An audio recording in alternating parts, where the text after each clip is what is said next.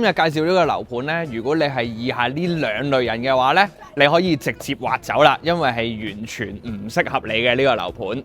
嗱，第一類呢，就係以校網為第一優先考慮因素嘅人，因為我唔係話呢度嘅學校唔好啊嚇，而係同樣嘅預算啦，同樣嘅差唔多嘅地段啦，你係以校網作為一個第一考慮嘅話呢，我係有更多更好嘅選擇俾你。第二類就係如果你期望買一間屋喺度住20年、30年嘅。咁可能呢個盤呢都唔係非常適合你啦。呢個盤嘅定位呢真係非常之清晰嘅，佢係適合啲咩人呢？就係適合一啲喺市區返工嘅 young professional 咯。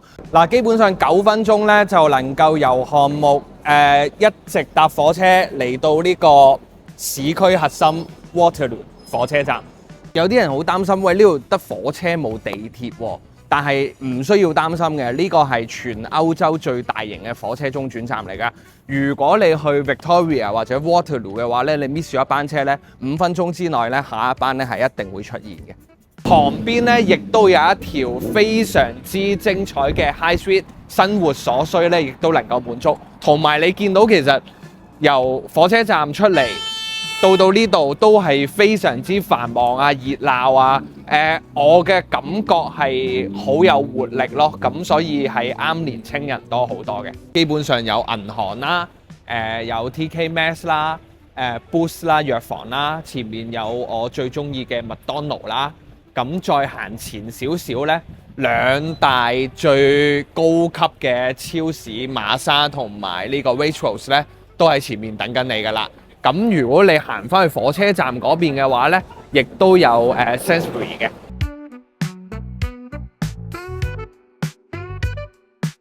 咁我哋今日呢個樓盤呢，就係喺 Clapham Junction 嘅火車站對面嘅啫。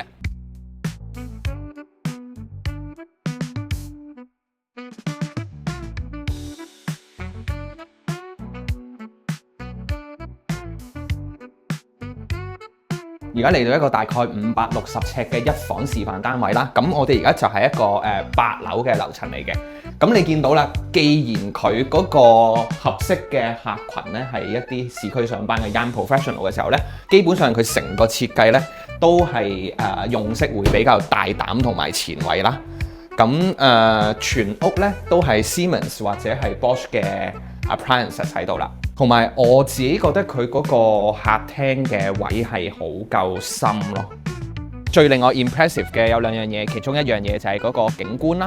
基本上我哋可以望到好遠，包括 BT Tower、London Eye、Battersea Power Station， 仲有我哋嘅 City 啦，全部都係可以喺呢度望到。咁第二樣咧，呢個單位令我 impressive 嘅地方咧，就係佢嗰個房間，雖然係一房單位，但係呢個一房單位嗰個房呢，係基本上大到你間開2間房都仲得嘅，亦都配好咗一個大衣櫃俾你啦。咁想像一下，你每日放工返到嚟，跟住入去沖個涼輕鬆下嘅時候，其實都係非常之寫意嘅一件事。嗱，你見到佢嗰個用色係好大膽咯。咁個起價咧講緊係55萬英鎊。咁呢個樓層高啲啦，景觀好啲啦，講緊大概係63萬英鎊左右啦。呢個盤我覺得係非常之適合。如果你都對呢個盤有興趣嘅時候咧，記得聯絡我或者我哋嘅團隊啦，我哋係會可以幫你爭取到一個非常之大嘅折扣優惠嘅。